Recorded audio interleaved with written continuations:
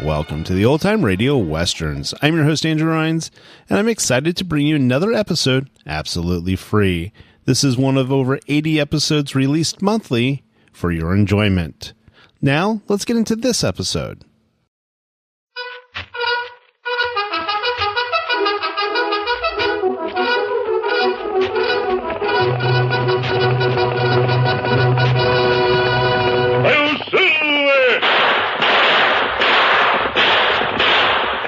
Horse with the speed of light, a cloud of dust, and a hearty Hi-Yo Silver, the Lone Ranger.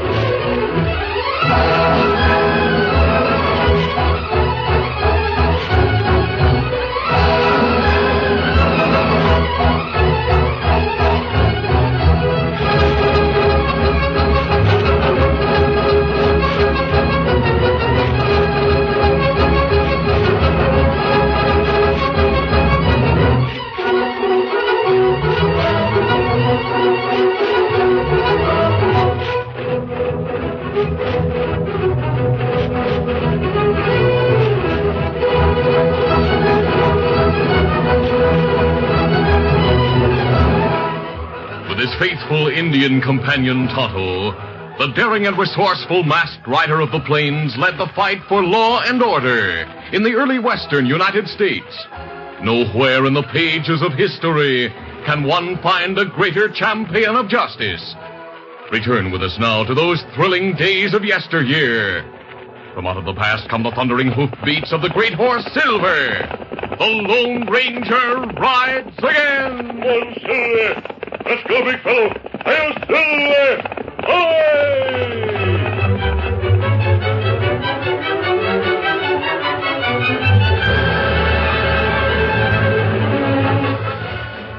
Two men rode the trail toward Oakford. One was a young man about 23 named Bert Deming. The other was a small, thin, but wiry man of middle age, whose readiness to fight any man of any size, regardless of the possible outcome, had earned him the name of Bantam Hooker. Bantam was talking as usual while they rode along at a leisurely pace. You know, Bert, I always figured you'd stay on the farm after your dad died. Make a good living out of it. With me to help, of course. Talk sense, Bantam. You know as well as I do that we'd never make a go of that farm. Dad left a lot of debts along with it, so I just had to sell to pay off. But you could have tried, by Jiminy. Shucks, the minute your dad was in his grave, you sold the place. Yeah, and out of the money I got, I have $2 silver left. Yeah, I see what you mean, son. But if we land jobs with that uncle of yours near Oakford, we'll make out all right, I reckon. Bantam, you were with Dad a long time. Did you ever hear him mention Uncle Hank? Well, now I recollect him saying once that Hank Deming, his brother, was too big for his britches, wanting to grab all the land he could, and trying to put everybody else out of the cattle business and all. I heard Uncle Hank's spread is one of the biggest in the territory. Yeah, I reckon that's so. They don't come any bigger than the Bar D down this way. I reckon Dad and my uncle didn't get along together. Well, you reckon right, son. Seems like your dad started out in partners with his brother Hank, but somehow he got squeezed out of the running. I wonder how that happened. Seems your dad didn't pay any attention to the business side of things. Left all that to Hank. Well, there come a day when your dad found out everything. The whole kit and caboodle was in Hank's name. You mean Uncle Hank cheated Dad out of his share? Well, seems like they had a showdown about things. So Hank gave your dad $1,000 and told him to get out on his own. So your dad got it. Far as I know, they never did write or speak to each other since then. Oh. What you stopping for? I got to thinking, Banner. I'm not going to ask any favors of Uncle Hank after he treated Dad that way. Oh, great day, Bert. You got a right to get all you can from him. He took it all away from your dad, didn't he? Oh, but that $1,000... When Uncle Hank finds out who I am, he won't give us work on the Bardee anyway. Oh, never thought of that. But come to think of it, what's to keep us from saying we're just a couple of drifting cowpokes and want a job? He doesn't have to know your name is Deming. Well, that might work. I'd like to go there just to look the place over and to find out more about Uncle Hank. Then we'll go there. It's all settled then. Get up there. Get up there, boy.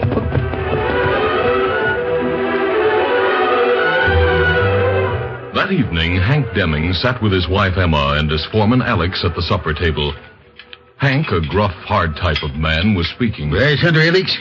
If you want to stay on here as foreman, you better do something about getting those ornery nesters out of the South Valley like I told you to. Hank, I told you I've tried every way I know to get 'em out. Yeah? But even threats won't budge 'em. Hank, I don't blame 'em. Those small farms are their homes. They're all they have. You don't really have legal title to that land, Now, anyhow. never mind putting in your 2 cents, Emma. You had your way, I'd have turned out to be a soft-headed, out-of-brain fool like my brother Jed. I always liked Jed. I was sorry when you broke up with him. Yes. Maybe you should have married him instead of me, eh? No use to talk like that, Hank. But I would like it if you'd be a little easier with folks, that's all. I never knew you had a brother, Hank. Yeah, I did once. He thought he ought to own half the Bardee. So I gave him $1,000 and told him to clear out on his own. I don't know what happened to him, Sid. I've often wondered. It's been so many years. Well, just forget Jed. Right now, I'm interested in getting those nesters out of the valley, like I said. Just how do you aim to go about it? I told you to do it. Sure, but you'll have to tell me how. I've done all I can. But Alex, I don't know why I keep you on. To be a good foreman, you need a lot more gumption, that's what. Now, Hank, you know Alex has done a fine job ever since he's been here. 10 years come spring. The men get along with him fine. Sure, because he's too easy with them, that's why. Ranch is prospering, Hank. You've got the biggest spread and more cattle than anyone hereabouts. I'll take the credit for that, not you, Alex. I admit you seem to get the work done right, but lately you seem to be slipping. If you still want me to stay here, you'll have to take me as I am, Hank. I'm not as young as I used to be. Well, by Sunday, you'll have to perk up if you're going to get those nesters out. I say go over there and tell them... Yeah. There's a couple of hombres riding toward the ranch house. Mm-hmm. Better go see what they want. Come on, Alex. I'm right with you, Hank.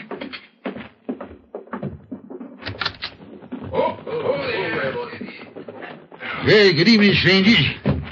What brings you to the Bardee? Are you Mr. Deming? Yes, I am. So you're Hank Deming, eh? Reckon I should have known that right off. What do you want here? We thought maybe you could use a couple extra hands here at the Bardee. My name's Bert, and he's called Bantam. We sure heard a lot about you, Mr. Deming. Alex, you talk to him. You think you can use him? Put him on. I'm going to finish my supper. Well, do we get jobs? I could use this young fella right well, but... But what? By Jiminy, I can ride, herd, and rope calves with the best of them. Ain't that so, Bert? Bantam's a good worker, mister, and we'd like to be together if you can use both of us. Well, I'll try both of you for a spell and see what you do. We'll both do a good job, and thanks a lot. Yeah, go back and leave your horses in the corral, then eat with the boys. I'll meet you at the bunkhouse and show you where you're to bed down. Right now, I'm going back and finish my supper, too. We're sure mighty thankful to you. Let's put up the horses, Bert. While Bert and Bantam were talking to Hank and Alex at the Bardee, 2 other horsemen rode the trail that followed a ridge along the South Valley. They were the Lone Ranger and Tonto. The masked man pointed to the small farms in the valley and spoke. I understand Hank Deming, who owns the Bardee, is trying to get those farmers out of the valley. Will mean trouble if he decides to use force, Tonto. It's not good. Farmers needed in West, famous cattle ranches. Deming doesn't need that valley. But once he sets his mind on something, he rarely changes. Deming have right to land and valley, Kemosabe? Well, once it was part of his holdings, Tonto. But he paid no attention when the farmers settled there some time ago. Now they claim squatters' rights to the land. Me hear Hank Deming plenty hard feller. Yes, he is. Lately, he's been making threats against those farmers. But they're determined to stay. Plenty trouble come soon, maybe. We'll camp in the hills nearby in case it does. The sun is setting, so we'll head for that grove over there. Come on, Phil. Get him up, Scout.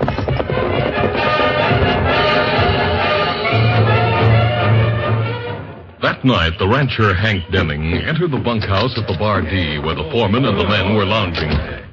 Alexi, I've done some thinking about those nesters in the valley. Frankly, there isn't much can be done about them. Yes, there is. And I'm going to see that it is done. They're going out of that valley. I reckon you're talking about the small farmers who have places in the valley. That's right, Bantam. I reckon they got a right to make a living like anybody else. Yeah. You're that weazened up new hand Alex was soft enough to take on a while ago, aren't you? All I said was they got a right to live. Keep quiet, Bantam. You have no right to butt in. Well, Thunder, for a runch, you've got a lot of gumption anyway. I'll forget what you said. Now to get back to what I was saying. Alex, those nesters are going to leave South Valley. We're not putting it off any longer. Not putting off what, Hank? Making things so tough for them, they'll be glad to leave, that's what. Just how do you figure on doing that? I'll tell you how it's going to be done. Those nesters have that valley laid out sort of like a town. The fences border on the trail that runs through the valley like a main street. Now, those fences are mighty weak, I've noticed that. Now, here's what we're going to do. At dawn, I want you to round up about 1,000 head of cattle. Then we'll drive them down that narrow trail between the fences. Great day, Hank. They'll bust through those fences and spread out all over the place. That's right. Excuse me, Mr. Deming, but if the cattle do break through those fences, they'll overrun the farmland and ruin the crops before we can round them up again. That's exactly what I'm counting on. Maybe after that happens, those nesters will decide it ain't no use fighting Hank Deming. Dagnabbit, that's a low, dirty trick. Eh? If I was one of them farmers, I'd use a rifle and shoot down as many of them steers as I could before you did round them up again. Yeah? If they did that, I could have the law on him. We have the right to drive cattle along that trail. Nobody ever does. Then we'll be the first. Ain't our fault if the fences don't hold. By Jiminy, as far as You shut up! Now, if there's anyone here who don't want to follow orders, you'd better grab his gear and quit right now. You all understand that? Good. Now, rouse them out at dawn, Alex. When you got the cattle ready to move, let me know. I'll go along to help drive them. That's all I got to say. A few minutes after Hank left the bunkhouse, Bert signaled to Bantam, and the two men sauntered out into the moonlight. They walked to the corral where Bert leaned against the fence as he spoke. Bantam, I sure can't believe an uncle of mine would do what Uncle Hank is planning to do to those farmers in the morning. After the way he treated your dad, Hank Deming would be expected to do most anything. He's sure a mean one. So I'm finding out. And I wish there was something we could do to spoil his plan. Now, the least we can do is to warn the farmers, Bert. If they know what to expect, they might be able to stop him. Well, that's true. Let's saddle our horses and ride to South Valley. Won't take long. All right, if we tell one of the farmers, he can tell the others. Come on, let's get going. Since the night was bright and warm, the Lone Ranger and Tonto decided that they'd investigate the valley. They rode from their camp and moved along the trail that headed into the valley. As they rounded a bend, a shot over their heads caused them to pull rein sharply.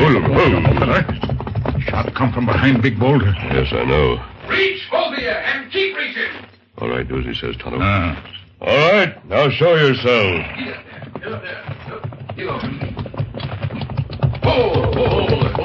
We got you covered. By Jiminy, Bert, it's a masked hombre and an Indian. So I see, Bantam. They're probably here as part of Uncle Hank's plan to get rid of the farmers. By Uncle Hank, do you mean Hank Deming? That's right. I reckon he'd go so far as hiring a couple of outlaws to help do his dirty work. We're not outlaws. If Hank Deming is your uncle, you must be Jed Deming's son. Well, say, How come you know my father's name? I knew him, and I know the treatment he received in the past from Hank. The only way you know all that is because Hank told you, mister. That means you're working for him. And I'm giving you 2 minutes to tell why you came here, or you'll get a bullet.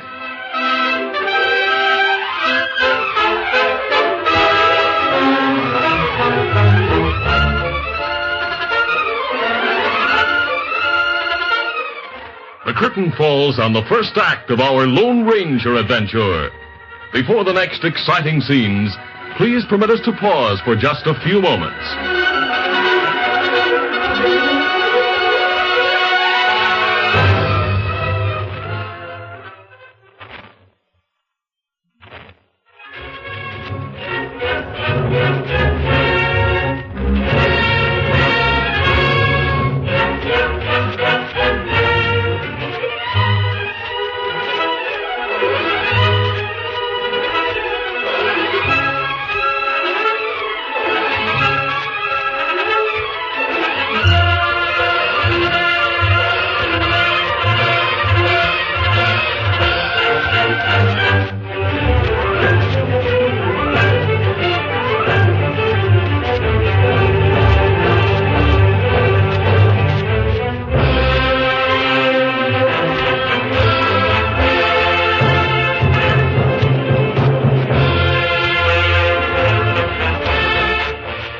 To continue.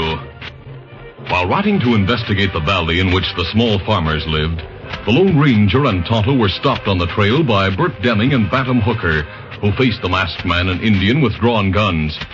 Bantam was inclined to believe they were hired by Hank Deming to move against the farmers, and he gave the Lone Ranger 2 minutes to give an explanation.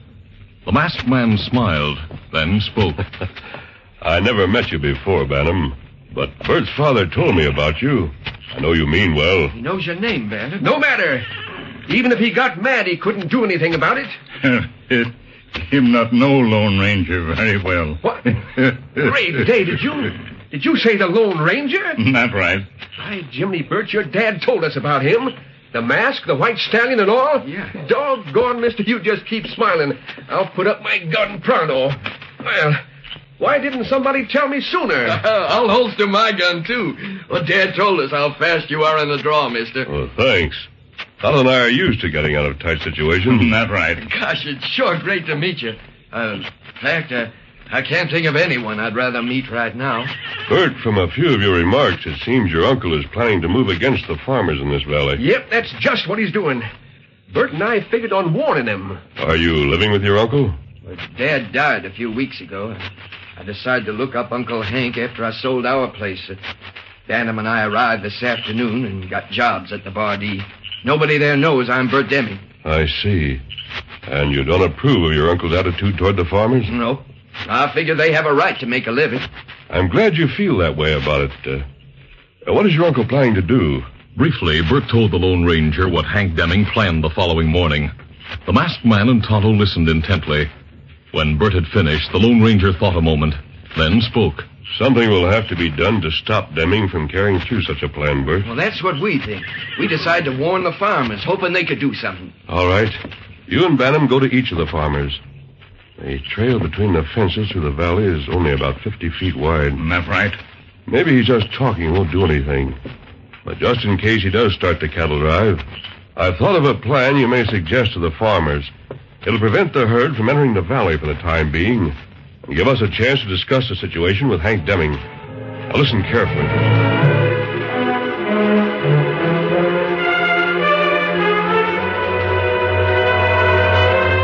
Bert and Bantam talked to the farmers that night, telling each of them about the Lone Ranger's plan. Then they returned to the bunkhouse. At dawn the following morning, the cowhands at the Bardee spread went out to the range and started a herd of about 1,000 head of cattle toward the entrance to the valley.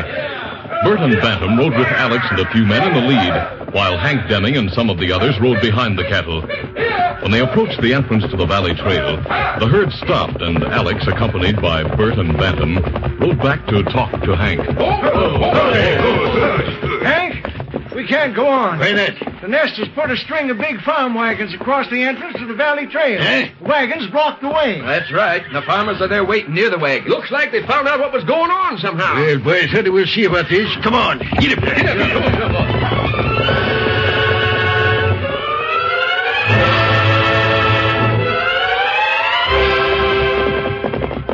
Within a few moments, Hank and the others drew rein near the wagons which blocked the way. Oh, there. Hey, you Nesties.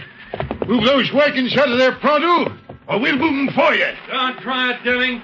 You do, there'll be plenty of shooting. You got no reason to drive that herd through the valley. You're doing it just so to ruin our crops.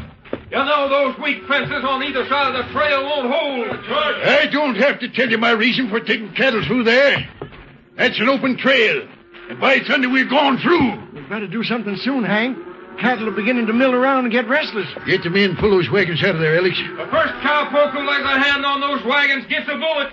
We've got to turn the herd back, Hank. If shooting starts, anything might happen. Alex is right, Mr. You Deming. keep out of this, young fella. Alex, if you haven't gumption enough to take the men and pull away those wagons, I'll do it myself. Follow me, men. Deming, I warned you. The first one to touch one of those wagons gets laid. You'd better not use your guns. All right, the rest of you, grab a hold and help me. I'll stop him. Hold it. Oh, grease my hand. He saved Hank's life. I don't know why an outlaw should save my life. He's a friend, Mr. Deming, believe me. And if he and the Indian are friends, they'll help us get these wagons away. They're not going to help you bring ruin to the farmers, Deming. In that case, get out of here and mind your own business. I make it my business to see that the rights of all men are respected, Deming. That small valley means little to you. Yet you're determined to drive a dozen families from their homes just to prove your power. Cattle plenty restless.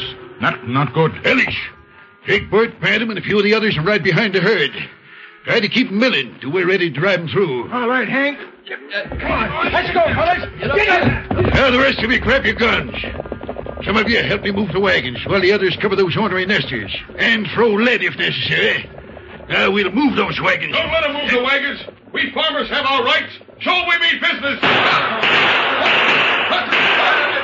Wait. The cattle are stampeding back toward the range. Mr. Deming, look riding over the slope back there, right in the way of the herd. It's my wife, him. Steady. Get up there. Get up. Come on, fiddle there. Scout.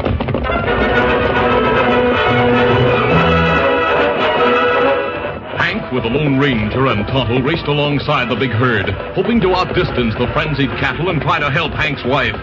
The Lone Ranger and Tonto passed Hank and were soon galloping to one side of the leaders of the herd. They saw the woman on horseback who had stopped in alarm, then had started her horse to one side in hopes of reaching safety. Come on, Silver. Touch the big fella. Get him up, Scout. Suddenly, they saw the woman's horse stumble. Though it didn't fall, she seemed to grab the saddle, losing the reins, which fell forward over the horse's head and hung loose. The horse, terrified, stepped on the trailing reins, then stomped in a circle as she tried frantically to reach for them. Woman, drop reins. Cattle soon reach horse. They may not be able to. Look, fellow. Young fella Bert, go to help woman. They still won't make it unless we swerve the herd away from them. Use your guns, Tonto. Fire over the cattle's head.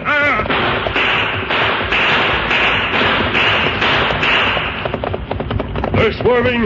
Enough to give Bert and the woman a chance. Come on, fiddle there.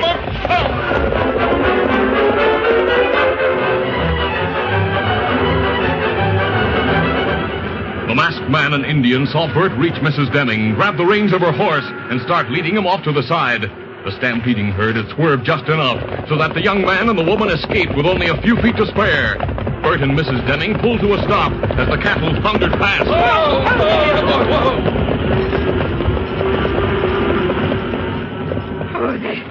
that was so brave of you. You saved my life. Well, if the cattle hadn't swerved like they did, ma'am, we'd have been done for, I reckon. Bert, it was a very brave thing you did. That's right. A masked man. He's a good friend, ma'am. In fact, he and the Indian caused the cattle to turn away far enough to give us a chance. Hold there. Jimmy, are you all right? Great day when I saw you out there. This young man Bert saved my life. What? The masked man and Indian did their part, too. Deming, your trouble with the farmers almost brought about your wife's death. Yes, I know. If that had happened, that it... Well, thank heaven it didn't. Hank was saw Mrs. Deming too late to be of any help. I sure thought she was a goner. If it hadn't been for Bert, she might have been, too. I told you, Hank Deming, this would lead to bad trouble. Might have been worse if you went through that valley with a herd. That's right, Bantam. It might have.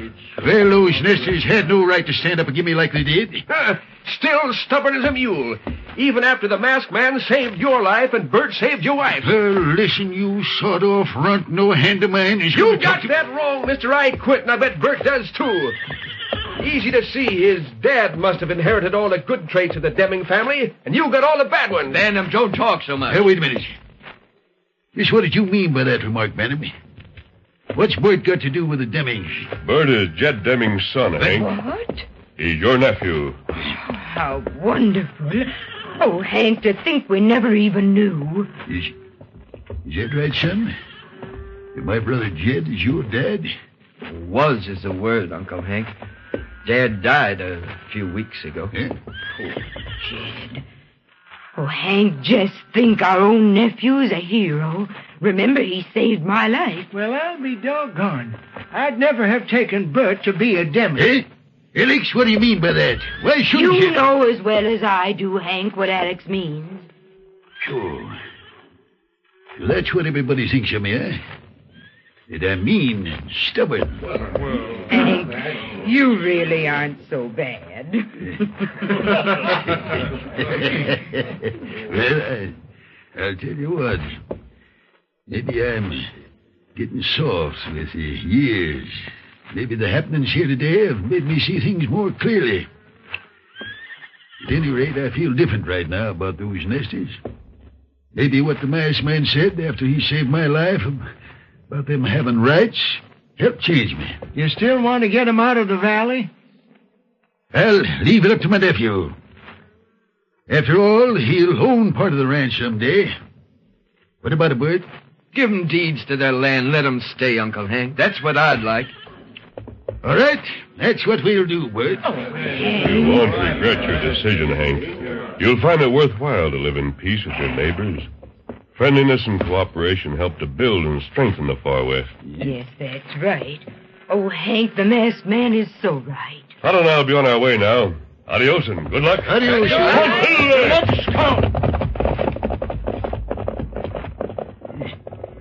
You know, there's something about that mask, hombre, that makes a man feel better for meeting him. He's kind, brave, and a believer in the right of every American to live and have liberty and happiness, like it says in our Constitution. He sure stuck up for them farmers. Say, just who is that masked man, Bert, do you know? Well, Dad told me about him some time ago, Uncle Hank. That masked hombre is the Lone Ranger.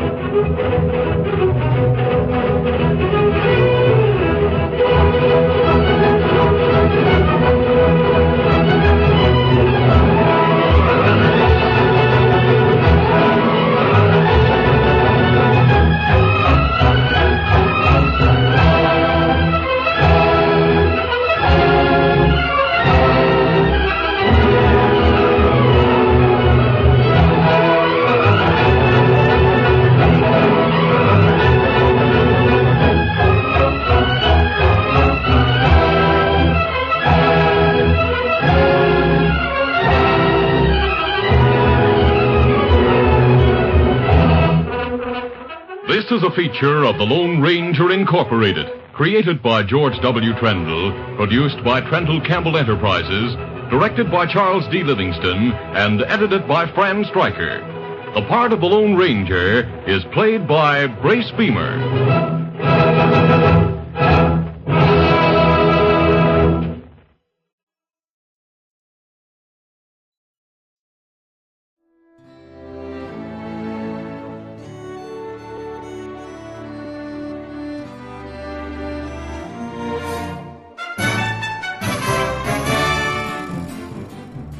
This has been a presentation of OTRWesterns.com, and we hope you enjoyed. Please take some time to like and rate this episode within your favorite podcast application. Follow us on Facebook by going to OTRWesterns.com/Facebook, and subscribe to our YouTube channel by going to OTRWesterns.com/YouTube.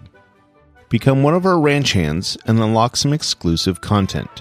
We want to thank the following ranch hand, Steve, who joined us recently. You too can join by going to OTRWesterns.com/donate. Send us an email, podcast@OTRWesterns.com, and you can call and leave us a voicemail, 707-986-8739. This episode is copyright under the attribution, non-commercial, share-alike copyright. For more information, go to OTRWesterns.com/copyright. Have a great day, and thanks for listening.